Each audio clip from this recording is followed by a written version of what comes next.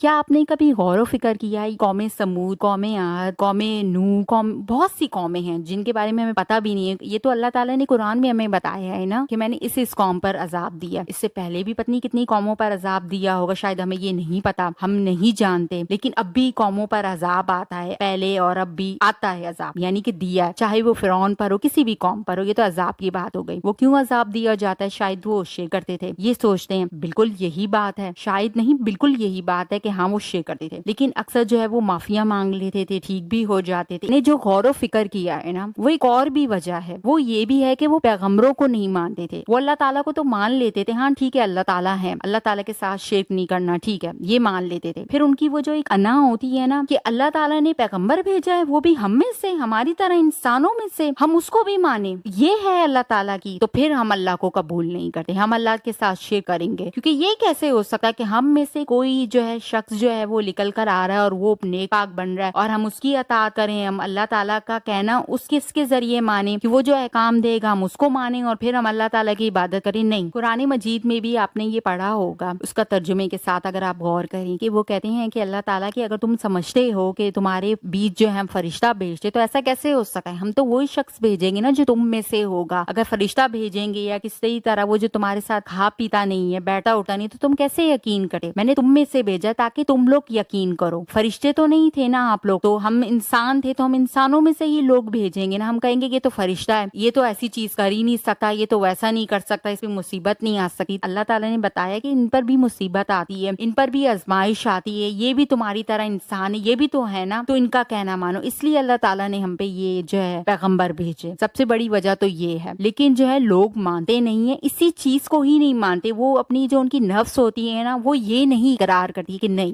یہ کیسے ہو سکتا ہے، یہ شخص ہوتی ہے. انسان جو ہے نا، ایک ارد گرد جو لوگ ہوتے ہیں یا اپنی اولاد یا اپنے ماں باپ رشتے دار، ان سے خار کھاتے ہیں کہ یہ کیسے پہنچ سکتا ہے، یہ کیوں شخص پہنچ سکتا ہے، چاہے وہ رشتے دار نہ بھی ہو، کوئی بھی ہو، چاہے وہ سوشل میڈیا پہ ہی دیکھ لیں تو ہم اسی سے حسد کرتے ہیں. یہ کیسے، ہم کیوں نہیں؟ اگر وہ کوئی بات صحیح بھی کہہ رہا ہوگا، یہ بھی کوئی بھی بات ہے، وہ ہم اس سے جلن، پیسیفک انسان سے جلن کر رہے ہوتے ہیں کہ اس کو کیوں ہم اس پہ پوائنٹ آؤٹ کر رہے ہوتے ہیں. اس میں جو ہے نا ہم سے شرک بھی ہو جاتا ہے، گناہ بھی ہوتے ہیں، بڑے بنے گناہ، کبیرہ گناہ ہو جاتے ہیں، صرف اس حسد میں، اس جلن میں، اس شخص کو کیوں. تو اکثر جو طرف جو چیز ہمیں دھکیلتی ہے نا، وہ حسد دھکیلتی ہے. حسد سے ہی ہم جلتے ہیں، ہم کہتے ہیں کہ یار اس کو کیوں نہیں. یہی چیز ہمیں جو ہے نا حسد، گناہوں کی طرف، ہر چیز کی طرف لے جاتی ہے. تو جب بھی کسی کو کوئی چیز دیکھے، بولیں ہاں ٹھیک ہے اس کے پاس ہے تو ہے، اس کا نصیب، میرے پاس نہیں ہے تو یہ میرے لیے بہتری ہوگی. تو اپنے آپ کو حسد سے محفوظ رکھیں.